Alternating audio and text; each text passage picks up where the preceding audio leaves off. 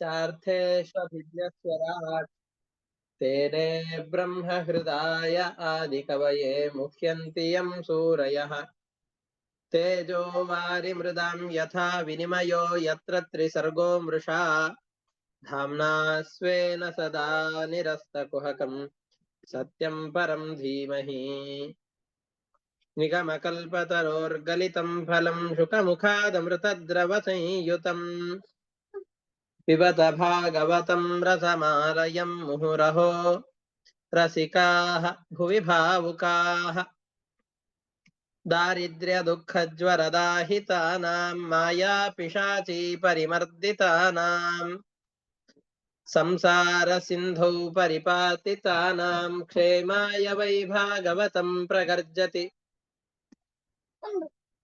साङ्केत्यं पारिहास्यं वा स्तोभं हेलनमेव वा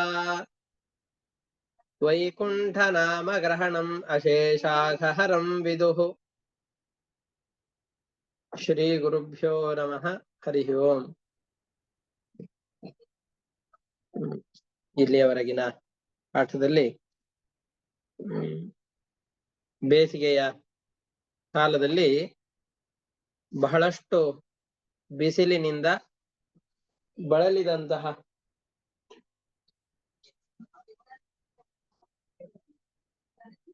ಆನೆಗಳ ಹಿಂಡು ನೀರನ್ನ ಹರಿಸಿಕೊಂಡು ಬರ್ತಾ ಇತ್ತು ಅನ್ನುವ ಭಾಗದವರೆಗಿನ ಕಥೆಯನ್ನ ನಾವು ಗಮನಿಸಿದ್ದೇವೆ. ಆ ಸರೋವರದ ಸಮೀಪಕ್ಕೆ ಅವೆಲ್ಲವೂ ಬಂದಿವೆ. ಬಂದಾಗ ಆ ಸರೋವರದ ಒಳಗಡೆಯಲ್ಲಿ ಎಲ್ಲ ಆನೆಗಳು ಕೂಡ ಇಳಿದಿವೆ. ಒಳ್ಳೆ ಪರಿಮಳ ಬರ್ತಾ ಇದೆ ಆ ನೀರಿನಲ್ಲಿ. ಎಲ್ಲ ಕಮಲದ ಹೂಗಳೆಲ್ಲ ಅದರಲ್ಲಿ ಅರಳಿವೆ. ಆ ಕಮಲದ ಹೂವಿನ ಪರಾಗ ಎಲ್ಲ ಅದರಿಂದ ಸ್ರವಿಸಿ ನದಿಯ ಒಳಗಡೆಯಲ್ಲಿ ಸೇರಿದೆ. ಹಾಗೆ ಆ ನದಿಯ ನೀರು ನಾನಾ ಸ್ಥಳಗಳಲ್ಲಿ ಹರಿದುಕೊಂಡು ಬಂದು ಪವಿತ್ರವಾದಂತಹ ವೃಕ್ಷಗಳು, ಔಷಧೀಯ ಸಸ್ಯಗಳು ಇದು ಎಲ್ಲದರ ಮೇಲೆ ಹರಿದುಕೊಂಡು ಬಂದಂತಹ ಕಾರಣದಿಂದಾಗಿ ಆ ನದಿಯ ನೀರಿನಲ್ಲಿಯೇ ಒಂದು ವಿಚಿತ್ರವಾದಂತಹ ಸೌಗಂಧ್ಯ ಬಂದು ಸೇರಿಕೊಂಡಿದೆ. ಅಂತಹ ಸರೋವರದ ಒಳಗಡೆಯಲ್ಲಿ ಆನೆಗಳ ದಿಂಡು ಸೇರಿಕೊಂಡಿದೆ. ಒಂದು ದೊಡ್ಡ ಹಿಂಡು ಅದರೊಳಗಡೆಯಲ್ಲಿ ಸೇರಿಕೊಂಡು ಮೈಗೆಲ್ಲ ನೀರನ್ನು ಸುರಿದುಕೊಳ್ತಾ ಇವೆ. ಸೊಂಡಲಿನಿಂದ ಎತ್ಕೊಂಡು ಯಥೇಷ್ಟವಾದ ನೀರನ್ನ ಕುಡಿತಾ ಇದೆ. ಹೊಟ್ಟೆ ತುಂಬಾ ನೀರನ್ನು ಕುಡಿತಾ ಇವೆ. ಮೈ ಮೇಲೆಲ್ಲ ಬಿಸಿಲಿನ ಶಾಖದಿಂದಾಗಿ ತಾಪಗೊಂಡಂತಹ ತಮ್ಮ ಶರೀರಕ್ಕೆ ಚೆನ್ನಾಗಿ ಸೊಂಡಿಲಿನಿಂದ ನೀರನ್ನು ಹಾಕೊಳ್ತಾ ಇದ್ದಾರೆ.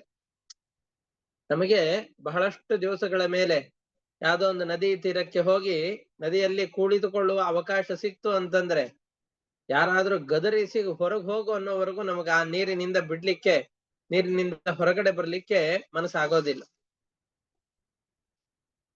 ಹಾಗಿದ್ದಾಗ ಇವು ಸಹಜವಾಗಿ ಪ್ರಾಣಿಗಳಿಗೆ ಆ ನೀರಿನಲ್ಲಿ ವಿಶೇಷವಾದ ವ್ಯಾಮೋಹ ಇದೆ. ಅದು ಬಿಸಿಲಿನಿಂದ ಬೆಂದಿವೆ. ಒಳ್ಳೆ ಪರಿಶುದ್ಧವಾದ ತಣ್ಣನೆಯ ನೀರು ಆ ಸ್ಥಳದಲ್ಲಿ ಸಿಕ್ಕಿದೆ. ಬಹಳಷ್ಟು ಶ್ರಮವಾಗ್ತಾ ಇತ್ತು. ಆ ಶ್ರಮವನ್ನ ಪರಿಹಾರ ಮಾಡಿಕೊಳ್ತಾ ಇದೆ. ಅಷ್ಟೇ ಆಗಿ ಎದ್ದು ಬಂದ್ಬಿಟ್ಟಿದ್ರೆ ಏನೂ ತೊಂದರೆ ಆಗ್ತಾ ಇರ್ಲಿಲ್ಲ. ಆದ್ರೆ ತನ್ನ ಹೆಂಡತಿ, ಮಕ್ಕಳು ಅಂತ ಪರಿವಾರ ಎಲ್ಲ ಇದೆ ಅಲ್ಲ, ಆ ಪರಿವಾರದಲ್ಲಿ ಮೋಹಿತವಾಗಿದೆ. ಮುಂದೆ ಏನ್ ಅನರ್ಥ ಆಗ್ತಾ ಇದನ್ನ ಅಥವಾ ಮುಂದೆ ಬರುವಂತಹ ಅನರ್ಥ ಏನೋ ಅದ್ರ ಬಗ್ಗೆ ಇದಕ್ಕೆ ಯೋಚನೆಯೇ ಇಲ್ಲ. ಹಾಗೆ ಈ ಗಜೇಂದ್ರನು ಕೂಡ ಪರಮಾತ್ಮನ ಸಂಕಲ್ಪದಿಂದಾಗಿ ಮುಂದೆ ಏನ್ ತನಗೆ ಆಪತ್ತು ಬರೋದಿದೆಯೋ ಅದು ಯಾವುದೂ ಗೊತ್ತಿಲ್ಲ. ನೀರಿನಲ್ಲೆಲ್ಲ ಚಲ್ಲಾಟ ಆಡ್ತಾ ಇದೆ. ನಾವೇನಾದ್ರೂ ನೀರಿನಲ್ಲಿ ಕೈಕಾಲು ಬಡದ್ವಿ ಅಂತಂದ್ರೆ ಅಷ್ಟೇನು ವ್ಯತ್ಯಾಸ ಆಗೋದಿಲ್ಲ. ಆನೆಗಳು, ಅದು ಮದಭರಿತವಾದಂತಹ ಆನೆಗಳು ನೂರಾರು ಸಂಖ್ಯೆಯಲ್ಲಿ ಹಿಂಡಿನಲ್ಲಿ ಬಂದು ಆ ಸರೋವರವನ್ನ ಪ್ರವೇಶ ಮಾಡಿದರೆ ಇಡೀ ಪ್ರದೇಶ ಆ ಸರೋವರದ ಪ್ರದೇಶ ಅಲ್ಲೋಲ ಕಲ್ಲೋಲವಾಗಿ ಹೋಗ್ತಾ ಇದೆ.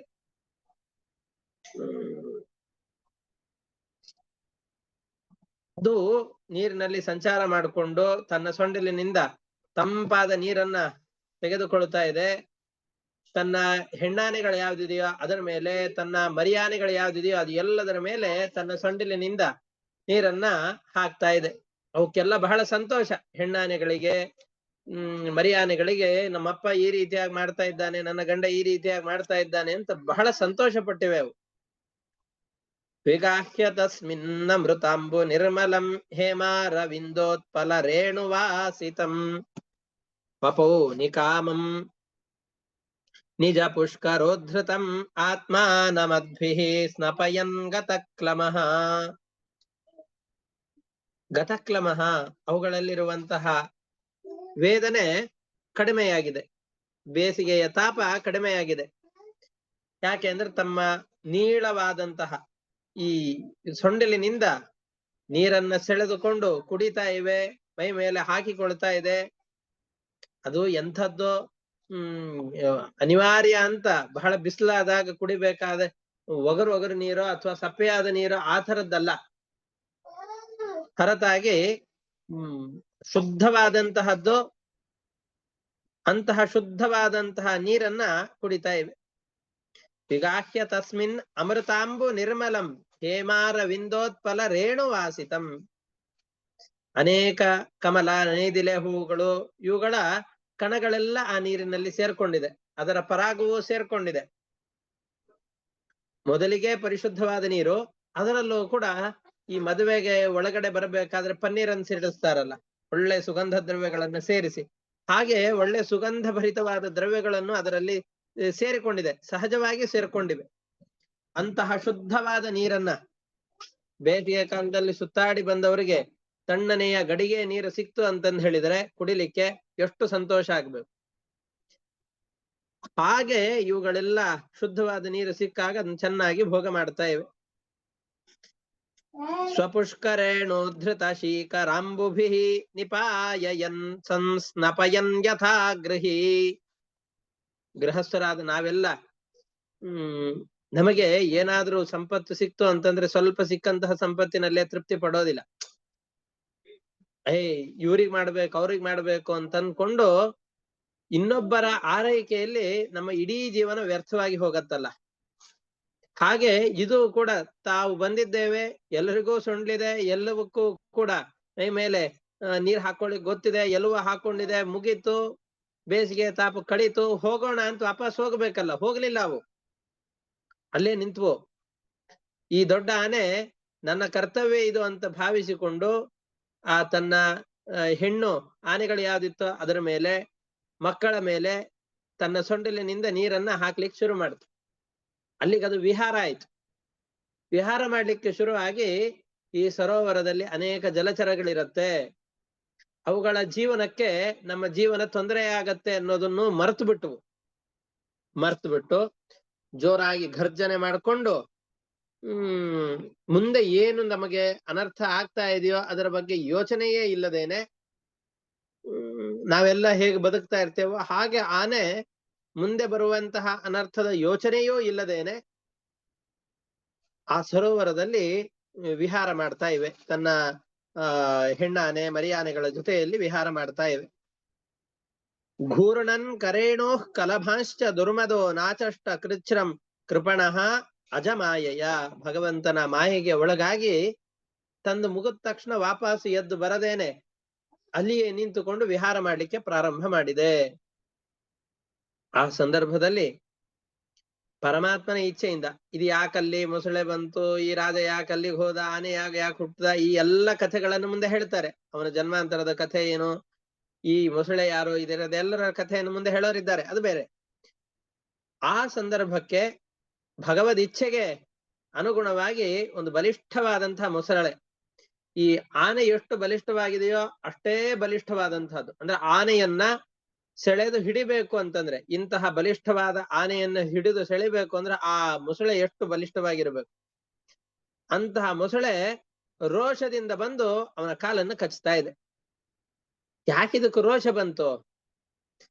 ನಮ್ಮ ಮನೆಗೆ ಯಾರೋ ಒಂದಿಷ್ಟು ಜನ ಬಂದು ದಾಂಧಲೆಯನ್ನು ಮಾಡಿಬಿಟ್ರು ಅಂತಂದ್ರೆ ನಮಗೆಲ್ಲ ಸಿಟ್ಟು ಬರಲ್ವಾ? ನಮ್ ಮನೆ ಎದುರುಗಡೆಯಲ್ಲಿ ಬಂದು ದೊಡ್ಡದಾಗಿ ಸೌಂಡ್ ಮಾಡ್ತಾ ಇದ್ದಾರೆ, ಮನೆಯಲ್ಲಿರೋರೆಲ್ರಿಗೂ ಹಿಂಸೆ ಆಗುವ ಹಾಗೆ ರೋಡ್ ನಲ್ಲೆಲ್ಲ ದೊಡ್ಡ ಪೆಂಡಾಲ್ಗಳನ್ನು ಹಾಕಿ 15 ದಿವಸಗಳ ಕಾಲ ಅಲ್ಲೇ ಇನ್ನ ರಾತ್ರಿ ಹಗಲು ಯಾವುದು ಸಂಬಂಧವೇ ಇಲ್ಲದೆ ಇರೋ ಹಾಗೆ ಜೋರಾಗಿ ಶಬ್ದಗಳನ್ನು ಮಾಡ್ತಾ ಇದ್ದಾರೆ ಅಂತಂದ್ರೆ ನಾವೇನ್ ಮಾಡ್ತೇವೆ? ಹೋಗಿ ಕೂಗಾಡ್ತೇವೆ, ರೇಗಾಡ್ತೇವೆ. ಯಾಕೆ ಈ ತರ ಮಾಡ್ತಾ ಇದ್ದೀರಿ? ನಮ್ಗೆ ಯಾಕೆ ತೊಂದರೆ ಮಾಡ್ತಾ ಇದ್ದೀರಿ? ನಮ್ ಪಾಡಿಗೆ ನಮ್ಮನ್ನ ಇರ್ಲಿಕ್ಕೆ ಬಿಡೋದಿಲ್ಲಲ್ಲ ಅಂತ ಕೇಳ್ತೇವಲ್ಲ. ಹಾಗೆ ಆ ಸರೋವರ ಈ ಮೊಸಳೆಗಳ ಮನೆ. ಅದಕ್ಕೆ ಈ ನೀರು ಎಲ್ಲ ಪ್ರಾಣಿಗಳಿಗೆ ಸಂಬಂಧಪಟ್ಟಿದ್ದು, ಚೆನ್ನಾಗಿ ಕುಡಿರಿ ಹೋಗ್ರಿ. ಅದನ್ನ ಬಿಟ್ಬಿಟ್ಟು ಅಲ್ಲೇ ಇತ್ತಲ್ಲ, ಇದು ವಿಹಾರ ಮಾಡ್ತಾ ಇತ್ತು, ಮೈ ಮರೆತು ಇಡೀ ಸರೋವರವನ್ನೇ ಅಲ್ಲೋಲ ಕಲ್ಲೋಲ ಆಗೋ ಹಾಗೆ ಈ ಗುಂಪುಗಳೆಲ್ಲ ಮಾಡ್ತಾ ಇದ್ದಾಗ ಅದರಲ್ಲಿಯೇ ವಾಸವಾದಂತಹ ಮೊಸಳೆಗಳಿಗೆ ಬಹಳಷ್ಟು ರೋಷ ಬಂತು. ರೋಷ ಬಂದು ಅದು ಬಂದು ಇವನ ಕಾಲನ್ನ ಗಟ್ಟಿಯಾಗಿ ಹಿಡಿತಾ ಇದೆ. ಹೀಗೆ ಆಪತ್ತಿನಲ್ಲಿ ಸಿಲುಕಿಕೊಂಡಾಗ ಮೊದಲಿಗೆ ಮಹಾಬಲಶಾಲಿಯಾದ ಆನೆ ಅದು. ಯಾರೋ ಬಂದ್ ಕಾಲು ಹಿಡಿದಿದ್ದಾರೆ, ಮೊಸಳೆ ಬಂದ್ ಕಾಲು ಹಿಡಿತು ಅಂತಂದ್ರೆ ಅಷ್ಟಕ್ಕೆ ಅದು ಹೆದರ್ಲಿಲ್ಲ. ತನ್ನ ಶಕ್ತಿ ಎಷ್ಟಿದೆಯೋ ಆ ಶಕ್ತಿಗೆ ಅನುಗುಣವಾಗಿ ಪೂರ್ಣ ಪ್ರಮಾಣದಲ್ಲಿ ಅದರ ಜೊತೆಯಲ್ಲಿ ಯುದ್ಧವನ್ನೇ ಮಾಡಿತು, ಹೋರಾಟ ಮಾಡಿತು. ಈ ಮೊಸಳೆ ವೇಗವಾಗಿ ಬಂದು ಈ ದೊಡ್ಡದಾದ ಆನೆಯನ್ನು ನೀರಿನಲ್ಲಿ ಸೆಳೆದು ಹಿಡಿದು ಹಾಕ್ತಾ ಇರಬೇಕಾದ್ರೆ ಅದೇ ಸಂದರ್ಭದಲ್ಲಿ ಈ ಅಯ್ಯೋ ನಮ್ಮ ಒಡೆಯನನ್ನು ಇವರು ಎಲ್ಲ ಎಳಿತಾ ಇದ್ದಾರೆ ಅಂತಂದುಕೊಂಡು ಆ ಹೆಣ್ಣಾನೆಗಳೆಲ್ಲವೂ ಬಂದ್ವು. ಹೆಣ್ಣಾನೆಗಳೆಲ್ಲ ಬಂದು ಅಯ್ಯೋ ಈ ನನ್ನ ಪತಿಯನ್ನ ಇವು ಎಳೆದುಕೊಂಡು ಹೋಗ್ತಾ ಇದೆ ಅಂತ ಬಿಡಿಸ್ಕೊಳ್ಳಿಕ್ಕೆ ಅಂತ ಹೋದ್ವು. ಹೆಣ್ಣಾನೆಗಳೆಲ್ಲ ಬಂದು ಹಿಡಿದು ಎಳೆದು ಈಚೆಗೆ ತರ್ಲಿಕ್ಕೆ ಪ್ರಯತ್ನ ಪಟ್ಟು ಜೋರಾಗಿ ಘರ್ಜನೆ ಮಾಡಿದ್ವು. ಅಯ್ಯೋ ಇದನ್ನ ಎಳಿಲಿಕ್ಕೆ ಆಗ್ತಾ ಇಲ್ಲಲ್ಲ ಅಂತ ಬಹಳ ವೇದನೆ ಪಟ್ವು.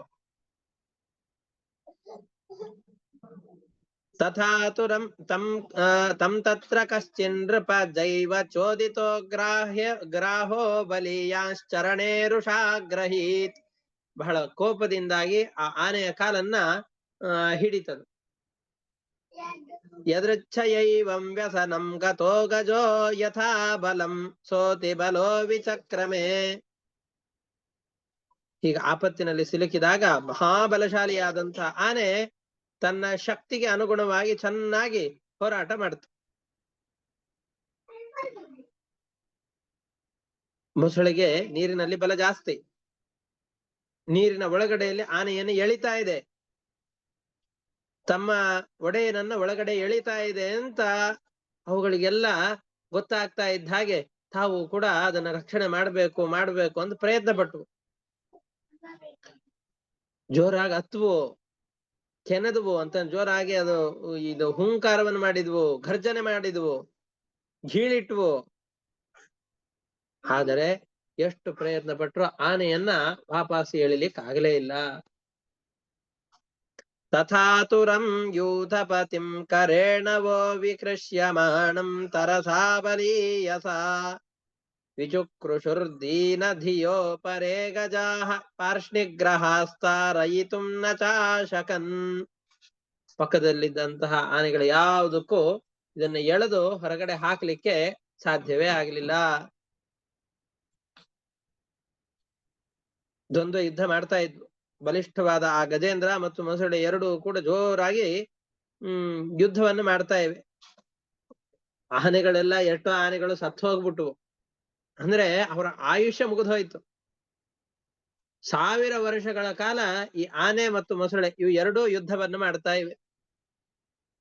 ದೇವತೆಗಳಿಗೂ ಆಶ್ಚರ್ಯ ಆಯ್ತಂತೆ, ಏನಪ್ಪ ಇದು, ನಾವಾದ್ರೂ ದೇವತೆಗಳು ದೈತ್ಯರು, ನಮ್ದೇ ಯುದ್ಧ 1000 ವರ್ಷ ನಡೆಯೋದಿಲ್ಲ, ಈ ಆನೆ ಮೊಸಳೆಗಳ ಯುದ್ಧ 1000 ವರ್ಷ ನಡೀತಾ ಇದೆ ಅಲ್ಲ ಅಂತ ಆ ದೇವತೆಗಳಿಗೂ ಕೂಡ ಆಶ್ಚರ್ಯ ಆಯ್ತು. ಆ 1000 ವರ್ಷಗಳ ಕಾಲವೂ ಕೂಡ ಆ ಮೊಸಳೆ ಇದ್ದಿದ್ದ ನೀರಿನಲ್ಲಿರುವಂತಹ ಮೊಸಳೆಗೆ ಬಲ ಜಾಸ್ತಿ. ದೀರ್ಘಕಾಲದವರೆಗೆ ಅವನು ಆ ನೀರಿನಲ್ಲೇ ಇದ್ದಿದ್ರಿಂದ ಅವನಲ್ಲಿದ್ದಂತಹ ಸಹನ ಶಕ್ತಿ, ಅಂದ್ರೆ ಕಷ್ಟವನ್ನ ಸಹಿಸಿಕೊಳ್ಳುವ ಸಾಮರ್ಥ್ಯ, ಅದರ ದೇಹದ ಬಲ, ಇವು ಏನಿತ್ತೋ ಇವು ಎಲ್ಲವೂ ಕ್ರಮೇಣ ಕಡಿಮೆ ಆಗ್ತಾ ಬಂತು. ಮೊಸಳೆಗೆ ಇದು ಕಡಿಮೆ ಆಗ್ಲಿಲ್ಲ, ಜಾಸ್ತಿ ಆಗ್ತಾ ಬಂತು ನೀರಿನಲ್ಲೇ ಇದ್ದಿದ್ರಿಂದ. ಹೀಗೆ ಏನು ಗಜೇಂದ್ರ ಶರೀರವನ್ನ ಧರಿಸಿಕೊಂಡಿದ್ದಾನೆ. ಬಹಳ ಪ್ರಾಣ ಸಂಕಟ ಇದು. ಯಾರಾದ್ರೂ ನಮ್ಮ ದೇಹಕ್ಕೆ ಸ್ವಲ್ಪ ನೋವಾಗಿದೆ ಅಂತಂದ್ ಹೇಳಿದ್ರೆ, ಕೈಗೆ ಏನಾದ್ರೂ ಸುಟ್ತು ಅಂತಂದ್ರೆ, ಎಲ್ಲಾದ್ರೂ ಗೀರ್ ಬಂತು ಅಂತಂದ್ರೆ ನಮ್ಗೆ ಎಷ್ಟು ವೇದನೆ ಆಗತ್ತೆ. ನಾವು ಹೋಗ್ಬೇಕಾದ್ರೆ ಚಪ್ಪಲಿಯ ಮಧ್ಯಕ್ಕೆ ಒಂದ್ ಚಿಕ್ಕ ಆಣಿ, ಒಂದ್ ಚಿಕ್ಕ ಕಲ್ಲು ಸಿಕ್ಕಾಕೊಂಡ್ರು ಕೂಡ ನಮಗೆ ಬಹಳಷ್ಟು ವೇದನೆ ಆಗತ್ತೆ. ಅಲ್ಲಿಂದ ಆ ಕಲ್ಲನ್ನು ತೆಗೆದು ಹಾಕುವವರೆಗೂ ನಮಗೆ ಸಮಾಧಾನ ಆಗೋದಿಲ್ಲ. ಹಾಗಿದ್ದಾಗ ಬಹಳ ಕಾಲದವರೆಗೂ ಯಾವಾಗ ಈ ಆನೆಯ ಈ ಕಾಲುಗಳು ಈ ಮೊಸಳೆಯ ಹಿಡಿತಕ್ಕೆ ಸಿಕ್ಕಿಬಿಟ್ಟಿದೆನೋ ಅದಕ್ಕೆ ಎಷ್ಟು ವೇದನೆ ಆಗಿರ್ಬೇಕು. ಅಷ್ಟು ವೇದನೆಯಿಂದ ಕೂಡಿದಂತಹ ಈ ಆನೆ ಬಹಳಷ್ಟು ಯೋಚನೆ ಮಾಡ್ತು. ಏನ್ ಮಾಡ್ಬೇಕು, ಇದನ್ನ ತಪ್ಪಿಸಿಕೊಳ್ಳಿಕ್ಕೆ ಅವಕಾಶ ಏನಿದೆ ಅಂತ ಅವಕಾಶಗಳನ್ನು ಹುಡುಕ್ಲಿಕ್ಕೆ ಅಂತ ಪ್ರಾರಂಭ ಮಾಡಿತು. ನಿಯುಧ್ಯತೋರೇವಮಿಭೇಂದ್ರ ನಕ್ರಯೋ ವಿಕರ್ಷತೋರಂತರತೋ ಬಹಿರ್ಮಿಥಃ. ಇವು ಎರಡು ಪರಸ್ಪರವಾಗಿ ಹೋರಾಟ ಮಾಡ್ತಾ ಇವೆ. ಯಾರು? ಇಭೇಂದ್ರ ನಕ್ರಯೋಹೋ. ಇಭೇಂದ್ರ, ಇಭ ಅಂತಂದ್ ಹೇಳಿದ್ರೆ ಆನೆ, ಇಭೇಂದ್ರ ಅಂದ್ರೆ ಗಜೇಂದ್ರ, ಮತ್ತು ನಕ್ರ, ನಕ್ರ ಅಂದ್ರೆ ಮೊಸಳೆ. ಇವು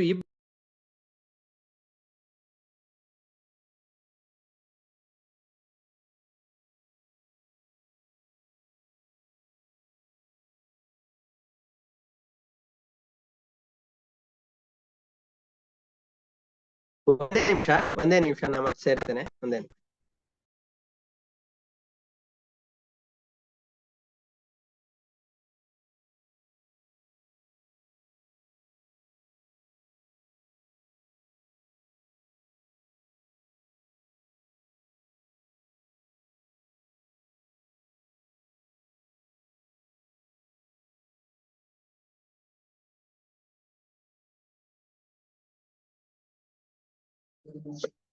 ವಿಕರ್ಷತೋರಂತರತೋ ಬಹಿರ್ಮಿಥಃ.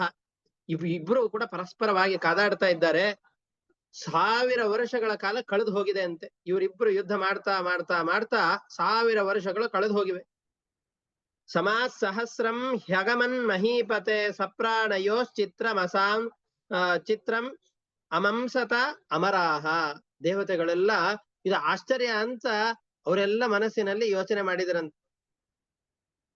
ಇದು ಆದ್ಮೇಲೆ ಗಜೇಂದ್ರನಲ್ಲಿದ್ದಂತಹ ಸಹನ ಶಕ್ತಿ, ಬಲ ಇವೆಲ್ಲವೂ ನಿಧಾನವಾಗಿ ಕುಂದುತ್ತಾ ಬಂತು. ತಥೋ ಗಜೇಂದ್ರಸ್ಯ ಸಹೋ ಬಲೌಜಸಾಂ ಕಾಲೇನ ದೀರ್ಘೇಣ ಮಹಾನಭೂದ್ವ್ಯಯಃ ವಿಕೃಷ್ಯಮಾಣಸ್ಯ ಜಲೇ ವಸೀದತೋ ವಿಪರ್ಯಯೋ ಭೂತ್ ಸಕಲಂ ಜಲೌಕಸಃ. ಬಹಳ ಕಾಲದವರೆಗೂ ಪ್ರಯತ್ನವನ್ನು ಮಾಡ್ತಾ ಇದ್ದದ್ರಿಂದ ರಕ್ತ ಆ ಆನೆಯ ಶರೀರದಿಂದ ಸೋರಿ ಹೋಗ್ತಾ ಇದ್ದದ್ದ ಕಾರಣದಿಂದಾಗಿ ಆನೆಯಲ್ಲಿದ್ದಂತಹ ಸಹನ ಶಕ್ತಿ, ದೇಹ ಬಲ, ಅದರ ಪರಾಕ್ರಮ ಏನಿತ್ತು ನಿಧಾನವಾಗಿ ಕಡಿಮೆ ಆಗ್ತಾ ಬಂತು. ಅದರಲ್ಲಿ ಆ ಸಹನ ಶಕ್ತಿ ಬಲ ಇಲ್ಲದೆ ಇದ್ದಿದ್ರೆ ಇಷ್ಟು ವರ್ಷಗಳ ಕಾಲ ಅದು ಯುದ್ಧ ಮಾಡ್ಲಿಕ್ಕೆ ಸಾಧ್ಯವಾಗ್ತಾ ಇದ್ದಿದ್ದಿಲ್ಲ. ಯುದ್ಧ ಮಾಡ್ತಾ ಇದೆ ಅಂತಂದ್ರೆ ಅದರಲ್ಲಿ ಅಷ್ಟು ಸಹನ ಶಕ್ತಿ ಬಲ ಎಲ್ಲ ಇದೆ. ಇದ್ದದ್ದು ಬಹಳ ವರ್ಷಗಳ ಕಾಲ ಯುದ್ಧವನ್ನ ಮಾಡಿದ್ರಿಂದ ಕಡಿಮೆ ಆಗ್ತಾ ಬಂತು. ಮೊಸಳೆಗೆ ಆ ಶಕ್ತಿ ಹೆಚ್ಚಿಗೆ ಆಗ್ತಾ ಬಂತು ನೀರಿನಲ್ಲೇ ಇದ್ದಿದ್ದರಿಂದ. ಪ್ರಾಣ ಸಂಕಟಕ್ಕೊಳಗಾಗಿದೆ. ಆದ್ರೆ ಈ ಬಿಡಿಸ್ಕೊಳ್ಳಿಕ್ಕೆ ಬೇರೆ ಉಪಾಯಗಳು ಕಾಣಿಸ್ತಾ ಇಲ್ಲ. ಏನ್ ಮಾಡ್ಲಿ ಅಂತ ಬಹಳ ಯೋಚನೆ ಮಾಡುತ್ತೆ. ಯೋಚನೆ ಮಾಡಿದ ಮೇಲೆ ಕೊನೆಗೆ ಒಂದು ಉಪಾಯ ಅದರ ತಲೆಯಲ್ಲಿ ಬಂತಂತೆ. ಅದು ಯೋಚನೆ ಮಾಡ್ತು, ಬಹಳ ಕಷ್ಟದಲ್ಲಿ ಸಿಲುಕಿ ಹಾಕಿಕೊಂಡಿದ್ದೆ ಅಂತಂದುಕೊಂಡು ನನ್ನ ಬಂಧುಗಳಾದಂತಹ ಗಂಡು ಆನೆಗಳು ಯಾವ್ದಿತ್ತೋ ಆ ಎಲ್ಲ ಗಂಡು ಆನೆಗಳು ಬಂದ್ವು. ನನ್ನನ್ನ ಇದರಿಂದ ಬಿಡಿಸ್ಬೇಕು, ಈ ಆಪತ್ತಿನಿಂದ ನನ್ನನ್ನ ಪಾರು ಮಾಡಬೇಕು ಅಂತ ಬಹಳ ಪ್ರಯತ್ನ ಪಟ್ಟು ಆಗ್ಲಿಲ್ಲ ಅಂತಂದುಕೊಂಡು ದೂರ ಹೋಗಿ ನಿಂತವು, ಕಣ್ಣೀರನ್ನು ಸುರಿಸಿದವು, ಮತ್ತೆ ತಮ್ಮ ತಮ್ಮ ಗಮ್ಯಗಳಿಗೆ ಹೊರಟು ಬಿಟ್ವು. ಯಾಕೆ ಅಂದ್ರೆ ಮತ್ತೆ ಅವುಗಳಿಗೆ ಹಸುವಾಗತ್ತಲ್ಲ. ನನ್ನ ವೇದನೆಯನ್ನು ನೋಡ್ತಾ ಕೂತ್ರೆ ಅದರ ಹಸುವನ್ನ ನೀಗಿಸೋರು ಯಾರಿದ್ದಾರೆ? ಅದಕ್ಕೆ ಅವುಗಳ ಹಸಿವನ್ನ ನೀಗಿಸಿಕೊಳ್ಳಿಕ್ಕೋಸ್ಕರ ಅಂತ ಆ ಆನೆಗಳೆಲ್ಲ ಬಿಟ್ಟು ಹೊರಟು ಬಿಟ್ಟವು. ಗಂಡು ಆನೆಗಳಿಗೆ ನಮ್ಮನ್ನ ಎಳಿಲಿಕ್ಕೆ ಆಗೋದಿಲ್ಲ ಅಂತಾದಾಗ ಬಲದಲ್ಲಿ ಗಂಡು ಆನೆಗಳಿಗಿಂತ ಸ್ವಲ್ಪ ಕಡಿಮೆ ಇರುವಂತಹ ಹೆಣ್ಣಾನೆಗಳಿಗೆ ನಮ್ಮನ್ನ ಪಾರ ಮಾಡ್ಲಿಕ್ಕೆ ಎಲ್ಲಿಯೇ ಶಕ್ತಿ ಇದೆ ಪಾಪ. ಇನ್ನು ನನ್ನ ಮಕ್ಕಳು ಇವರೆಲ್ಲ ನನ್ನನ್ನ ಪಾರ ಮಾಡ್ಲಿಕ್ಕೆ ಸಾಧ್ಯವೇನು? ಇಷ್ಟೇ ಅಲ್ಲದೇನೆ ನಾನು ಬಿಡಿಸ್ಕೊಳ್ಳಿಕ್ಕೆ ಅಂತ ಪ್ರಯತ್ನ ಪಡುವ ಸಂದರ್ಭದಲ್ಲಿ ಯಾರಿಂದ ನಾನು ಸಿಲುಕಿ ಹಾಕಿಕೊಂಡಿದ್ದೇನೋ ಆ ವ್ಯಕ್ತಿಯನ್ನ ನಾನು ಪ್ರಾರ್ಥನೆ ಮಾಡಿದರೆ ಅವನು ನನ್ನನ್ನ ಈ ಪಾಶದಿಂದ ಬಿಡಿಸಬಲ್ಲ. ನನ್ನನ್ನ ಈ ಪಾಶದಲ್ಲಿ ಸಿಗುವ ಹಾಗೆ ಮಾಡಿರುವಂತಹ ಶಕ್ತಿ ಯಾವುದು? ಪರಮಾತ್ಮನ ಇಚ್ಛೆ. ಹಾಗಾದ್ರೆ ಪರಮಾತ್ಮನ ಇಚ್ಛೆ ಇತ್ತು ಅಂತಾದ್ರೆ, ಪರಮಾತ್ಮನ ಅನುಗ್ರಹ ಇತ್ತು ಅಂತಾದ್ರೆ ಮಾತ್ರ ಈ ಪಾಶದಿಂದ ಬಿಡುಗಡೆಯನ್ನು ಹೊಂದಲಿಕ್ಕೆ ಸಾಧ್ಯ. ಹಾಗಾಗಿ ನಾನು ಪ್ರಾರ್ಥನೆ ಮಾಡೋದು ಅಂತಾದ್ರೆ, ಬಿಡುಗಡೆಯನ್ನ ಬಯಸೋದು ಅಂತಾದ್ರೆ ಆ ಪರಮಾತ್ಮನನ್ನ ಪ್ರಾರ್ಥನೆ ಮಾಡಬೇಕು. ಆ ಪರಮಾತ್ಮನ ಅನುಗ್ರಹದಿಂದ ನಾನು ಬಿಡುಗಡೆಯನ್ನು ಪಡಿಬಹುದು ಅಂತ ವಿಚಾರ ಮಾಡಿ ಆ ಪರಮಾತ್ಮನ ಬಗ್ಗೆ ಯೋಚನೆ ಮಾಡ್ಲಿಕ್ಕೆ ಪ್ರಾರಂಭ ಮಾಡುತ್ತೆ. ಅದರಲ್ಲೂ ಕೂಡ ಇದು ಹೇಗೆ ಅಂತ ಈ ಮುಂದೆ ಎಲ್ಲ ನಮ್ಮ ಜೀವನಕ್ಕೂ ಹೊಂದಿಸಿಕೊಂಡು ಇದನ್ನ ಹೇಳುತ್ತಾರೆ. ನಾವು ಸಂಸಾರದ ಜೀವನದಲ್ಲಿ ಇದ್ದುಕೊಂಡು ನಾವು ಕೂಡ ಮದಗಜಗಳ ಹಾಗೆ ಇರ್ತೇವೆ. ವಯಸ್ಸಿನ ಸಂದರ್ಭದಲ್ಲಿ ದೇಹದಲ್ಲಿ ಶಕ್ತಿ ಇರುತ್ತೆ ಬೇಕಾದಷ್ಟು, ಬಹಳಷ್ಟು ಆಯಾಸವಾಗತ್ತೆ. ಆ ಆಯಾಸದಿಂದ ಪರಿಹಾರ ಆಗಬೇಕು ಎಂಬಂತಹ ಕಾರಣದಿಂದ ಎಲ್ಲಿ ಸುಖ ಸಿಗತ್ತೋ ಅದನ್ನೆಲ್ಲ ಕಡೆಯಲ್ಲಿ ಹುಡುಕ್ತಾ ಇರ್ತೇವೆ. ಆನೆಗಳಿಗೆ ಹೇಗೆ ಸೊಂಡಿಲಿನಲ್ಲಿ ಬಹಳ ಶಕ್ತಿ ಇದ್ದುಕೊಂಡು ಎಲ್ಲಾದ್ರೂ ಸಮೀಪದಲ್ಲಿ ಒಳ್ಳೆ ನೀರು ಏನಾದ್ರೂ ಸಿಗತ್ತೋ ಏನೋ ಅಂತ ಹುಡುಕಿಕೊಂಡು ಬರತ್ತಲ್ಲ, ಅದು ಗೊತ್ತಾಗ್ಬಿಡತ್ತಲ್ಲ. ಹಾಗೇನೆ ಇವುಗಳಿಗೂ ಕೂಡ ನಮಗೂ ಕೂಡ ಯಾವ್ದ್ರಿಂದ ಸುಖ ಸಿಗಬಹುದು ಅಂತ ಬಹಳಷ್ಟು ಯೋಚನೆ ಮಾಡತ್ತೆ, ಬಹಳಷ್ಟು ಯೋಚನೆ ಮಾಡತ್ತೆ. ಹಾಗೆ ನಾವು ಬಹಳ ಯೋಚನೆ ಮಾಡ್ತೇವೆ, ಯಾವ್ದ್ರಿಂದ ಸುಖ ಸಿಗಬಹುದು ಅಂತ ಬಹಳಷ್ಟು ಯೋಚನೆ ಮಾಡ್ತೇವೆ. ಆ ಪ್ರದೇಶಕ್ಕೆ ಹೋಗ್ತೇವೆ, ಎಲ್ಲೋ ಒಂದು ಕಡೆಯಲ್ಲಿ ಸುಖ ಸಿಗಲಿಕ್ಕೆ ಪ್ರಾರಂಭ ಆಗತ್ತೆ. ಸಂಪತ್ತು ಬರುತ್ತೆ, ಸಂಪತ್ತಿನಿಂದ ವಿಷಯ ಪದಾರ್ಥಗಳನ್ನು ಗಳಿಸ್ತೇವೆ, ಸುಖ ಪಡ್ತೇವೆ. ಸುಖ ಪಡಬಾರದು ಅಂತಿಲ್ಲ, ಖಂಡಿತ ಸುಖ ಪಡಬೇಕು. ಯಾಕೆ ಅಂತಂದ್ರೆ ಯಾವುದು ಅನಾಯಾಸವಾಗಿ ಬಂದಂತಹ ಸುಖಗಳಿರತ್ತೋ, ಅನಿಷಿದ್ಧವಾದಂತಹ ಸುಖಗಳು ಅಂತಿರತ್ತೋ, ಯಾವ ಸುಖಗಳನ್ನ ಇದನ್ನ ಅನುಭವಿಸಬಾರದು ಅಂತ ಎಲ್ಲೋ ನಿಷೇಧ ಮಾಡಿರೋದಿಲ್ವೋ ಅಂತಹ ಸುಖಗಳು ಸಿಕ್ಕಾಗ ಆ ಸುಖವನ್ನ ಪರಿತ್ಯಾಗ ಮಾಡುವವನು ಯಾರಿದ್ದಾನೋ ಅವನು ಪಶುವಿಗೆ ಸಮಾನ. ಇದ್ದೇನು ಉಪಯೋಗ? ಭೋಗ ಮಾಡ್ಲಿಕ್ಕೆ ಚೆನ್ನಾಗಿ ಅವಕಾಶ ಇದ್ದಾಗ ಭೋಗ ಮಾಡದೇ ಇದ್ರೆ ಅದು ಪಶುವಿಗೆ ಸಮಾನರಾಗಿ ಹೋಗ್ಬಿಡ್ತಾರೆ. ಅದಕ್ಕೆ ಚೆನ್ನಾಗಿ ಭೋಗ ಮಾಡಬೇಕು. ಆದರೆ ನಮಗೆ ಎಷ್ಟು ವೇದನೆ ಆಗ್ತಾ ಇರುತ್ತೋ, ಎಷ್ಟು ಆಯಾಸವಾಗಿರುತ್ತೋ, ಶ್ರಮವಾಗಿರುತ್ತೋ, ಆ ಶ್ರಮ ಪರಿಹಾರಕ್ಕೆ ಎಷ್ಟು ಬೇಕೋ ಅಷ್ಟೇ ಭೋಗ ಅನುಭವಿಸ್ಬೇಕು. ಇದು ಚೆನ್ನಾಗಿದೆ ಅಂತ ಅಂದುಕೊಂಡು ಆನೆಯಂತೆ ಇದು ಇನ್ನೂ ಒಂದಿಷ್ಟು ನನಗಿರ್ಲಿ, ನನ್ನ ಹೆಂಡತಿಗಿರ್ಲಿ, ನನ್ನ ಮಕ್ಕಳಿಗಿರ್ಲಿ, ಮರಿ ಮೊಮ್ಮಕ್ಕಳಿಗಿರ್ಲಿ, ಮೊಮ್ಮಕ್ಕಳಿಗಿರ್ಲಿ ಅಂತ ಆ ಸಂಪತ್ತಿನ ಗುಡ್ಡೆ ಹಾಕುವುದರಲ್ಲೇ ಬಹಳಷ್ಟು ಯೋಚನೆಯನ್ನು ಮಾಡಿಬಿಟ್ರೆ ಆವಾಗ ದೊಡ್ಡದಾದಂತಹ ಪಾಶ ಹೇಗೆ ಮೊಸಳೆಯ ಬಾಯಿಗೆ ಆ ಆನೆಯ ಕಾಲು ಸಿಕ್ಕು ಹಾಕಿಕೊಂಡು ಬಿಡುತ್ತೋ ಹಾಗೆ ನಮ್ಮನ್ನು ಕೂಡ ಯಾವುದೋ ಒಂದು ಬಂಧನ ಹಿಡಿದುಕೊಂಡು ಬಿಡುತ್ತೆ. ಇಲ್ಲದೆ ಇರುವಂತಹ ಬಯಕೆಗಳ ದೊಡ್ಡದಾದಂತಹ ಹಗ್ಗ ನಮ್ಮನ್ನ ಕಟ್ಟಿ ಹಾಕಿ ಬಿಡತ್ತೆ. ಒಮ್ಮೆ ಆ ಕಟ್ಟಿಗೆ ಸಿಲುಕಿಕೊಂಡು ಬಿಟ್ವಿ ಅಂತಂದ್ರೆ ಜೀವನ ಪೂರ್ತಿ ಅದರಿಂದ ಹೊರಗಡೆ ಬರ್ಲಿಕ್ಕೆ ಆಗೋದಿಲ್ಲ. ಆ ಹಗ್ಗದಿಂದ ಗ್ರಸ್ತರಾಗಿ ಒಳಗಡೆನೆ ಇರಬೇಕಾಗುತ್ತೆ. ಎಷ್ಟೋ ಕಷ್ಟಗಳಿಗೆ ಸಿಲುಕಿ ಹಾಕಿಕೊಂಡಾಗ ಕೊನೆಗೆ ಕಾಲದ ಸಂದರ್ಭ ಬರುತ್ತೆ. ಅಂತಂದ್ರೆ ಈ ಮರಣ ಕಾಲ ಸಮೀಪಿಸುತ್ತೆ, ಈ ರಿಟೈರ್ಮೆಂಟ್ ವಯಸ್ಸು ಬರುತ್ತೆ. ಬಂದಾಗ ಅಯ್ಯೋ ನಮ್ಮಲ್ಲಿರುವ ಶಕ್ತಿ ಎಲ್ಲ ಕ್ಷೀಣವಾಗ್ತಾ ಇದೆ ಅಂತ ಆನೆಗೆಲ್ಲ ಅನ್ನಿಸ್ತಲ್ಲ, ಹಾಗೆ ನಮಗೂ ಕೂಡ ನಮ್ಮಲ್ಲಿರುವ ಶಕ್ತಿ ಹೋಗ್ತಾ ಇದೆ, ನಾವ್ ಏನಾದ್ರೂ ಮಾಡ್ಬೇಕು, ನಮಗ್ ಮೊದಲಿಗಿದ್ದಂತಹ ಶಕ್ತಿ ಇಲ್ಲ, ಯಾರೋ ಬಂದು ಸೆಳೆಯುವ ಹಾಗೆ ಅನ್ನಿಸ್ತಾ ಇದೆ ಅಂತ ಅನಿಸುತ್ತೆ. ರೋಗಗಳು ಮುಂತಾದವುಗಳೆಲ್ಲ ಜೀವನನ್ನ ಪೀಡಿಸ್ಲಿಕ್ಕೆ ಅಂತ ಪ್ರಾರಂಭ ಮಾಡತ್ತೆ. ಎಲ್ರೂ ಪ್ರಯತ್ನ ಪಡ್ತಾರೆ. ನಾನು ಗಳಿಸಿದ ಸಂಪತ್ತಿನಿಂದ ಅಲ್ಲಿ ಆನೆಗೆ ಸಹನ ಶಕ್ತಿ, ಬಲಶಕ್ತಿ ಇವೆಲ್ಲ ಇತ್ತಲ್ಲ, ಅದರಿಂದ ಮೊದಲಿಗೆಲ್ಲ ದೇಹದಲ್ಲಿ ರೋಗ ನಿರೋಧಕವಾದ ಶಕ್ತಿಗಳಿತ್ತು. ಕೊನೆಗೆ ಆ ಶಕ್ತಿ ಕುಂದುತ್ತಾ ಬರುತ್ತೆ. ಚಿಕ್ಕ ಚಿಕ್ಕ ವಿಷಯಗಳನ್ನ ತಡೆದುಕೊಳ್ಳುವ ಸಾಮರ್ಥ್ಯ ನಮ್ಮಲ್ಲಿ ಕಡಿಮೆ ಆಗತ್ತೆ. ಕೋಪವನ್ನ ತಡೆದುಕೊಳ್ಳುವ ಸಾಮರ್ಥ್ಯ ನಮ್ಮಲ್ಲಿ ಕಡಿಮೆ ಆಗತ್ತೆ. ಸಣ್ಣ ಸಣ್ಣ ವಿಷಯಗಳಿಗೆ ಬಹಳಷ್ಟು ವೇದನೆಯನ್ನ ಅನುಭವಿಸುವ ಹಾಗಾಗತ್ತೆ. ಯಾರಾದ್ರೂ ನಮ್ಮ ಸಹಾಯಕ್ಕೆ ಬರ್ತಾರಾ ಅಂತ ನಮ್ಮ ಸಹಾಯಕ್ಕೋಸ್ಕರವಾಗಿ ಯಾರಾದ್ರೂ ಬಂದು ಸಹಾಯ ಮಾಡ್ತಾರಾ ಅಂತ ಕಾಯ್ತಾ ಇರ್ತೇವೆ. ಕಾಯ್ತಾ ಇದ್ದಾಗ ಒಬ್ರು ಸಹಾಯ ಮಾಡ್ಲಿಕ್ಕೆ ಪ್ರಯತ್ನ ಪಡ್ತಾರೆ. ಜೀವನದಲ್ಲಿ ಗಳಿಸಿದಂತಹ ಅನೇಕ ಜನ ನಮಗೇನಾದ್ರೂ ಸಹಾಯ ಮಾಡಿ ಇವನನ್ನ ಆಪತ್ತಿನಿಂದ ಪರಿಹಾರ ಮಾಡಬೇಕು ಅಂತ ಪ್ರಯತ್ನ ಮಾಡ್ತಾರೆ. ಆದರೆ ಈ ಯಾವ ಸಹಾಯವೂ ಕೂಡ ಬರೋದಿಲ್ಲ. ಯಾಕೆಂದ್ರೆ ನಮಗೆ ಸಿಕ್ಕಂತಹ ಪಾಶ ಇದೆ ಅಲ್ಲ, ಅದು ಮೊಸಳೆ ಪಾಶದಷ್ಟೇ ಬಲಿಷ್ಠವಾದ ಪಾಶ. ಸುಲಭವಾಗಿ ಅದರಿಂದ ತಪ್ಪಿಸಿಕೊಳ್ಳಿಕ್ಕೆ ಆಗೋದಿಲ್ಲ ನಮಗೆ. ಅದರಲ್ಲೇ ಮಗ್ನರಾಗಿ ಬಿಟ್ಟಿರ್ತೇವೆ. ಹೊರಗಡೆ ಬರಬೇಕು ಅಂತ ಬಹಳಷ್ಟು ಬಯಕೆ ಇದೆ, ಆದ್ರೆ ಹೊರಗಡೆ ಬರ್ಲಿಕ್ಕೆ ಮಾರ್ಗಗಳು ಯಾವುದೂ ಕಾಣಿಸ್ತಾ ಇಲ್ಲ ನಮಗೆ. ಬಲಿಷ್ಠವಾದಂತಹ ಈ ಮೊಸಳೆಯ ಪಾಶಕ್ಕೆ ಸಿಲುಕಿದ ಆನೆಯಂತೆ ನಾವು ಕೂಡ ದೊಡ್ಡದಾದ ಪಾಶಕ್ಕೆ ಸಿಲುಕಿಕೊಂಡು ಬಿಟ್ಟಿರ್ತೇವೆ. ಶಕ್ತಿ ಎಲ್ಲ ನಿಧಾನವಾಗಿ ಕಡಿಮೆ ಆಗ್ತಾ ಬರುತ್ತೆ. ಎಲ್ಲರೂ ಕೂಡ ಸಂಬಂಧಿಗಳು ಬಂದವರು ಎಷ್ಟು ದಿವಸ ಅಂತಿರ್ತಾರೆ. ಯಾರಾದ್ರೂ ಒಬ್ಬರನ್ನ ಹಾಸ್ಪಿಟ್ಲ್ ಎಲ್ಲ ಹಾಕಿದ್ರು ಅಂತಂದ್ರೆ, ಅಯ್ಯೋ ಹೇಗಿದ್ದೀರಿ ಅಂತ ನೋಡ್ಲಿಕ್ಕೆ 1ನೇ ದಿವಸ ಬರ್ತಾರೆ, 2ನೇ ದಿವಸ ಬರ್ತಾರೆ. ನಮ್ಮ ಜೊತೆಯಲ್ಲೇ ನಿಲ್ಲುವವರು ಎಷ್ಟು ಜನ? ಮಕ್ಕಳು, ಹೆಂಡತಿ, ಇವ್ರು ಇರ್ತಾರೆ. ಅದು ಕಾಯಿಲೆ ವಾಸಿ ಆಗೋದಿಲ್ಲ, ಕೊನೆಯವರೆಗೂ ಹೀಗೆ ಇರಬೇಕು ಅಂತಂದ್ರೆ ಅವರು ಕೂಡ ಅದರಲ್ಲಿ ಸ್ವಲ್ಪ ತಾತ್ಸಾರ ತೋರಿಸಲಿಕ್ಕೆ ಶುರು ಮಾಡ್ತಾರೆ. ಇದು ಇರೋದೇ, ಇದು ಪ್ರತಿನಿತ್ಯದ್ದು ಅಂತಂದುಕೊಂಡು ಹಾಗೆ ಅದಕ್ಕೆ ಅಡ್ಜಸ್ಟ್ ಆಗಿಬಿಡ್ತಾರೆ. ಇದ್ದಷ್ಟು ದಿವಸ ಇರ್ಲಿ ಬಿಡು ಅಂತ ಬಿಟ್ಟು ಬಿಡುತ್ತಾರೆ.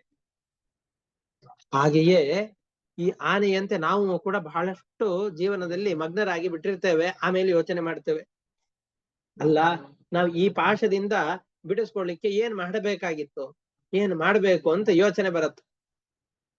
ಯೋಚನೆ ಬಂದಾಗ ಆನೆಯಂತೆ ನಮಗೂ ಕೂಡ ನೆನಪಾಗುವಂತಹದ್ದು, ಈ ಸಂಸಾರದ ಬಂಧನದಲ್ಲಿ ಸಿಕ್ಕಿಕೊಂಡಿರೋದು ಯಾರಿಂದ? ಪರಮಾತ್ಮನಿಂದಲಲ್ವಾ? ಪಾಪ ಇವರೆಲ್ಲ ಪ್ರಯತ್ನ ಮಾಡಿದರು. ಒಳ್ಳೆ ಸಂಸ್ಕೃತರಾದಂತಹ ಮಕ್ಕಳನ್ನ ಬೆಳೆಸಿದ್ದೇವೆ, ಅವರ ಕೈಲಾದ ಪ್ರಯತ್ನವನ್ನು ಮಾಡಿದ್ದಾರೆ. ನಮ್ಮ ಸಂಬಂಧಿಗಳು ಪ್ರಾಮಾಣಿಕವಾದ ಪ್ರಯತ್ನವನ್ನು ಮಾಡಿದ್ದಾರೆ. ಆದರೂ ಪೂರ್ತಿಯಾದ ಶಕ್ತಿ ಅವರಲ್ಲೂ ಎಲ್ಲಿದೆ? ಅವರು ನಮ್ಮಂತೆ ಸಾಮಾನ್ಯರಲ್ವಾ? ಅವರಿಂದಲೂ ಕೂಡ ಪೂರ್ತಿಯಾಗಿ ನಮ್ಮನ್ನ ರಕ್ಷಣೆ ಮಾಡ್ಲಿಕ್ಕೆ ಆಗ್ಲಿಲ್ಲ. ಹಾಗಾಗಿ ನಾವು ಯಾರನ್ನ ಮೊರೆ ಹೊಂದಬೇಕು, ಯಾರನ್ನ ಶರಣು ಹೊಂದಿದರೆ ಇಂತಹ ಆಪತ್ತಿನಿಂದ ಪರಿಹಾರವಾಗಬಹುದು ಅಂತ ಯೋಚನೆ ಮಾಡ್ಲಿಕ್ಕೆ ಪ್ರಾರಂಭ ಮಾಡ್ಬೇಕು.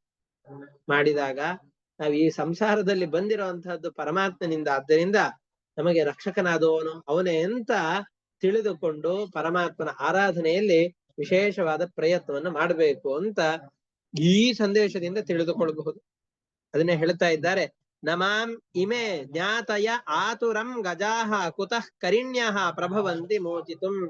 ನನ್ನ ಸಂಬಂಧಿಗಳಾದಂತಹ ಮಹಾಬಲಶಾಲಿಗಳಾದಂತಹ ಸಂಬಂಧಿಗಳು ಕೂಡ ಬಂದು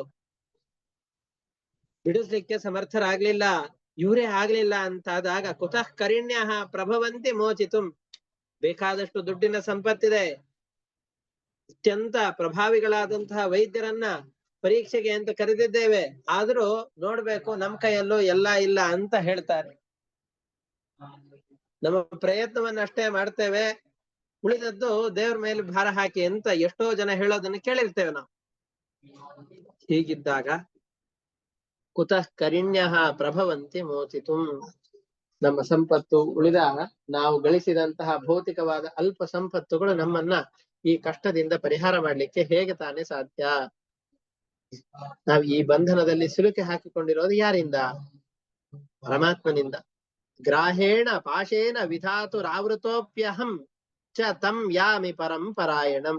ಹಾಗಾಗಿ ಯಾರಿಂದ ಈ ಮೋಹಪಾಶಕ್ಕೆ ನಾನು ಬದ್ಧನಾಗಿದ್ದೇನೋ ಅಂತಹ ಪರಮಾತ್ಮನನ್ನೇ ಶರಣು ಹೊಂದುತ್ತೇನೆ ಅಂತಂದುಕೊಂಡು ಆ ಪರಮಾತ್ಮನನ್ನೇ ರಕ್ಷಕನನ್ನಾಗಿ ನಾವೆಲ್ಲರೂ ಕೂಡ ಪ್ರಾರ್ಥನೆ ಮಾಡ್ಬೇಕು ಅಂತ ಅವನು ಯೋಚನೆ ಮಾಡಿ ಆ ಗಜೇಂದ್ರ ಆ ಪರಮಾತ್ಮನ ಸ್ತೋತ್ರವನ್ನು ಮಾಡ್ತಾ ಇದ್ದಾನೆ. ಯಾಕೆ? ಅವನನ್ನ ಶರಣು ಹೊಂದಿದ್ರೆ ಕಾಪಾಡಬಹುದು. ಅವನಿಗೆ ಸಾಮರ್ಥ್ಯ ಇದೆಯೋ? ನನ್ನನ್ನ ಈ ಮೊಸಳೆಯ ಪಾಶದಿಂದ ಬಿಡಿಸಲಿಕ್ಕೆ ಸಾಮರ್ಥ್ಯ ಅವನಿಗಿದೆಯೋ? ಅಥವಾ ಅವನಿಗೆ ಹೋಗಿದ್ರು ಕೂಡ ಮತ್ತೆ ಅವನು ಇನ್ಯಾರೋ ಒಬ್ಬರಿಗೆ ಇನ್ಫ್ಲೂಯೆನ್ಸ್ ಮಾಡಿ ನೀನ್ ಮಾಡ್ಕೊಡಪ್ಪ ಅಂತ ಅವನು ಕೇಳ್ಬೇಕಾಗತ್ತ? ಇಲ್ಲ, ಇವನಿಗೆ ಸಹಜವಾದ ಸಾಮರ್ಥ್ಯ ಇದೆ. ಯಃ ಕಶ್ಚನೇಶೋ ಬಲಿನೋಂತ ಕೋರಗಾತ್. ಪ್ರಚಂಡ ವೇಗಾತ್ ಅಭಿಧಾವತೋ ಭೃಶಂ ಭೀತಂ ಪ್ರಪನ್ನಂ ಪರಿಪಾತಿ ಯದ್ಭಯಾತ್ ಮೃತ್ಯು ಪ್ರಧಾವತಿ ಅರಣಂ ತಮೀಮಹಿ.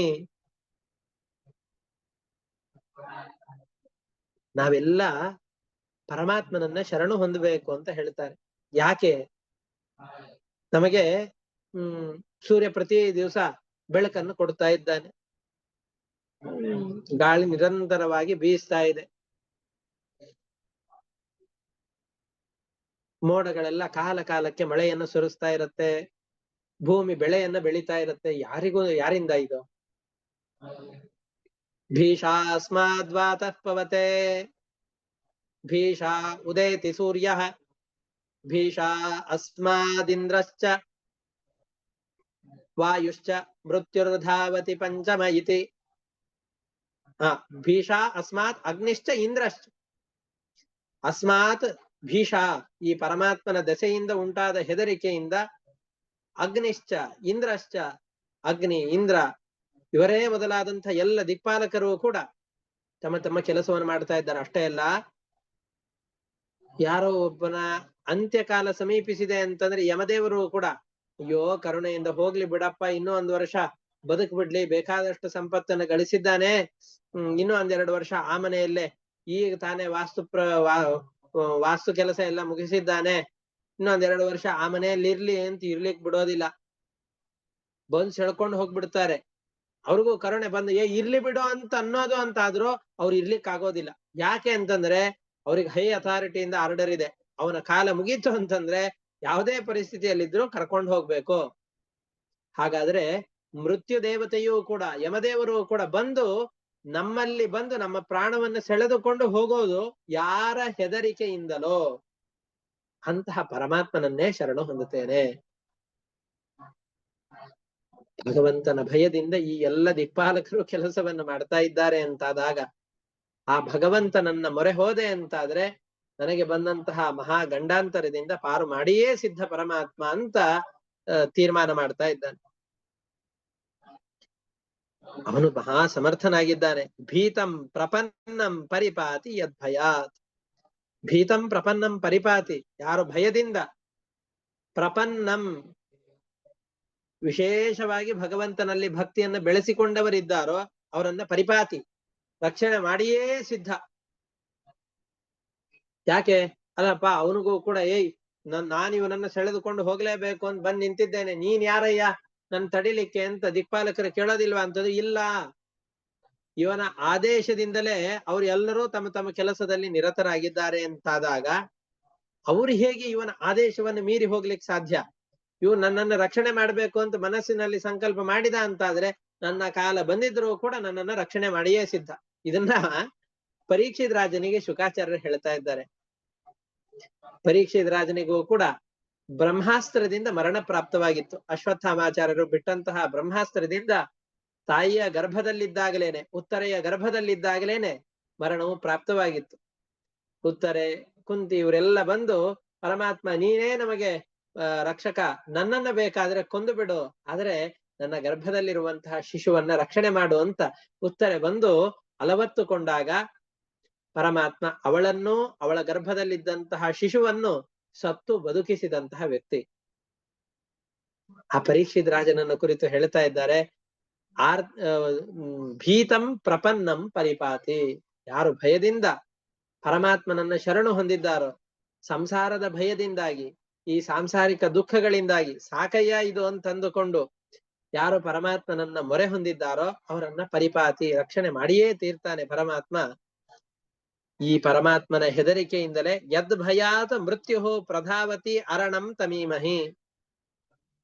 ಯಮಾದಿ ದೇವತೆಗಳು ಕೂಡ, ಯಮನೇ ಮೊದಲಾದಂತಹ ದಿಕ್ಪಾಲರೂ ಕೂಡ ನಾವೆಲ್ಲ ಹಿಂದಿನ ಕಥೆಗಳಲ್ಲೆಲ್ಲ ನೋಡಿದ್ದೇವೆ. ಇಂದ್ರಾದಿ ದೇವತೆಗಳೆಲ್ಲ ಹಿರಣ್ಯಕಶಿಪುವಿನಿಂದಾಗಿ ಆಪತ್ತುಗಳು ಒದಗಿ ಬಂದಾಗ ಆ ಆಪತ್ತಿನಿಂದ ಪರಿಹಾರ ಮಾಡಬೇಕು ಅಂತ ಶರಣು ಹೊಂದಿದ್ದೇ ಪರಮಾತ್ಮನನ್ನ. ಅಂತಹ ಪರಮಾತ್ಮನನ್ನ ನಾನು ಮೊರೆ ಹೊಂದುತ್ತೇನೆ, ಅಂತಹ ಪರಮಾತ್ಮ ನನ್ನನ್ನ ರಕ್ಷಣೆ ಮಾಡಿಯೇ ಮಾಡ್ತಾನೆ ಅಂತ ತೀರ್ಮಾನ ಮಾಡಿಕೊಳ್ತಾ ಇದ್ದಾರೆ. ಹೀಗೆ ಆ ಪರಮಾತ್ಮನನ್ನು ಶರಣು ಹೊಂದಬೇಕು ಅನ್ನೋದನ್ನ ನಮಗೆ ತೋರಿಸಿಕೊಟ್ಟು ನಾನು ಶರಣು ಹೊಂದುತ್ತೇನೆ ಅಂತ ಹೇಳ್ತಾ ಇದ್ದಾರೆ. ಇಷ್ಟಕ್ಕೆ ಭಾಗವತದ 8ಮ ಸ್ಕಂದದ 2ನೇ ಅಧ್ಯಾಯ ಸಮಾಪ್ತಿ ಆಗತ್ತೆ. ಆದ್ಮೇಲೆ 3ನೇ ಅಧ್ಯಾಯದಲ್ಲಿ ಶುಕಾಚಾರ್ಯ ಹೇಳ್ತಾ ಇದ್ದಾರೆ. ಈ ರೀತಿಯಾಗಿ ಮನಸ್ಸಿನಲ್ಲಿ ನಿಶ್ಚಯ ಮಾಡಿಕೊಂಡು ಮನಸ್ಸಿನಲ್ಲಿ ಪರಮಾತ್ಮನನ್ನ ಗಟ್ಟಿಯಾಗಿ ಚಿಂತನೆ ಮಾಡಿಕೊಂಡು, ಅದು ಸಾಮಾನ್ಯ ಪರಿಸ್ಥಿತಿ ಅಲ್ಲ, ನಮಗೆಂತ ಪರಿಸ್ಥಿತಿ ಇದೆಯೋ ಅಂಥದ್ದೇ, ವ್ಯತಿರೇಕ ಏನಲ್ಲ. ಇಲ್ಲಿ ಗಜೇಂದ್ರನ ಸ್ಥಾನಕ್ಕೆ ನಮ್ಮನ್ನು ನಾವು ಕಲ್ಪನೆ ಮಾಡ್ಕೊಳ್ಬೇಕಷ್ಟೇ, ಬೇರೆ ಯಾರನ್ನೂ ಅಲ್ಲ. ಗಜೇಂದ್ರನ ಸ್ಥಾನದಲ್ಲಿ ನಾವಿದ್ದೇವೆ. ಏವಂ ವ್ಯವಸಿತೋ ಬುದ್ಧ್ಯ ಸಮಾಧಾಯ ಮನೋಹೃದಿ ಜಜಾಪ ಪರಮಂ ಜಾಪ್ಯಂ ಪ್ರಾಗ್ಜನ್ಮನಿ ಅನುಶಿಕ್ಷಿತಂ. ಜನ್ಮಾಂತರದ ಸಂಸ್ಕಾರದಿಂದಾಗಿ ನಾನು ಏನು ಉಪದೇಶ ಪಡೆದಿದ್ದೋ ಜನ್ಮಾಂತರದಲ್ಲಿ, ಆ ಉಪದೇಶ ಪಡೆದಿದ್ದು ಯಾವುದು ತನ್ನ ಸಂಸ್ಕಾರ ರೂಪದಿಂದ ಮನಸ್ಸಿನಲ್ಲಿ ಇತ್ತೋ ಅದರ ಬಲದಿಂದಾಗಿ ಮನಸ್ಸಿನಲ್ಲಿ ಪರಮಾತ್ಮನ ರೂಪವನ್ನ ಧ್ಯಾನ ಮಾಡ್ತಾ ಪರಮಾತ್ಮನ ಸ್ತೋತ್ರವನ್ನು ಮಾಡ್ತಾ ಇದ್ದಾನೆ. ಯಾಕೆಂದ್ರೆ ನಮಗೆಲ್ಲ ಸ್ತೋತ್ರ ಮಾಡ್ಲಿಕ್ಕೆ ಆಗೋದಿಲ್ಲ. ನಾವು ಮನುಷ್ಯ ಜನ್ಮದಲ್ಲಿದ್ದಾಗ್ಲೇನೆ ಒಂದು ಕಾಲದಲ್ಲಿ ಒಂದು ಕ್ಷಣದಲ್ಲೂ ಕೂಡ ಪರಮಾತ್ಮನ ನೆನಪು ಬರೋದಿಲ್ಲ ಅಂತಾದಾಗ ಜನ್ಮಾಂತರದಲ್ಲಿ ಅನುಭವಿಸಿದಂತಹ ವಿದ್ಯೆಗಳೆಲ್ಲ ನಮಗೀಗ ನೆನಪು ಬರ್ಲಿಕ್ಕೆ ಹೇಗೆ ಸಾಧ್ಯ? ನಮಗೆ ಬರೀ ಕೆಟ್ಟ ಕೆಲಸಗಳೇ ಮಾಡಿರ್ತೇವೆ, ಅದರಿಂದ ಅದೇ ಸ್ಮರಣೆಗೆ ಬರಬೇಕು. ಆದ್ರೆ ಇಲ್ಲಿ ಪರಮಾತ್ಮನ ಸಂಸ್ಕಾರ, ಪರಮಾತ್ಮನ ಅನುಗ್ರಹದಿಂದ ಇವನಿಗೆ ಜನ್ಮಾಂತರದ ಸಂಸ್ಕಾರ ಉದ್ಬುದ್ಧವಾಗಿದೆ. ಗಟ್ಟಿಯಾಗಿ ಪರಮಾತ್ಮನ ಧ್ಯಾನವನ್ನು ಮಾಡ್ತಾ ಇದ್ದಾನೆ, ಪರಮಾತ್ಮನ ಸ್ತೋತ್ರವನ್ನು ಮಾಡ್ತಾ ಇದ್ದಾನೆ. ಗಜೇಂದ್ರ ಏನು ಸ್ತೋತ್ರವನ್ನು ಮಾಡಿದ? ಪರಮಾತ್ಮ ತತ್ಕ್ಷಣದಲ್ಲಿ ಗರುಡನ ಮೇಲೆ ಬರ್ತಾ ಇದ್ದಾನೆ. ಅದು ಹೇಗೆ ಬರ್ತಾನೆ ಅಂತ ಅನ್ನೋದನ್ನೇ ತುಂಬಾ ಅದ್ಭುತವಾಗಿ ನಿರೂಪಣೆ ಮಾಡ್ತಾರೆ. ಅದೆಲ್ಲವನ್ನು ಕೂಡ ಮುಂದಿನ ಪಾಠದಲ್ಲಿ ನೋಡೋಣ ಅಂತ ಹೇಳ್ತಾ ಇವತ್ತಿನ ಪಾಠವನ್ನ ಇಷ್ಟಕ್ಕೆ ಮುಕ್ತಾಯ ಮಾಡ್ತಾ ಇದ್ದೇನೆ. ಹರಯೇ ನಮಃ. ಶ್ರೀಕೃಷ್ಣ ಅರ್ಪಣಮಸ್ತು. ಅನೇನ ಭಾವಿ ಯತ್ಪುಣ್ಯಂ ತೇನ ಪ್ರೀಣಾತು ಕೇಶವಃ. ಹರಯೇ ನಮಃ. ಶ್ರೀಕೃಷ್ಣ ಅರ್ಪಣಮಸ್ತು. ಎಲ್ಲರಿಗೂ ನಮಸ್ಕಾರ. ನಮಸ್ಕಾರ ಗುರುಗಳೇ. ನಮಸ್ಕಾರ ಗುರುಗಳೇ. ಧನ್ಯವಾದಗಳು ಗುರುಗಳೇ. ನಮಸ್ಕಾರ.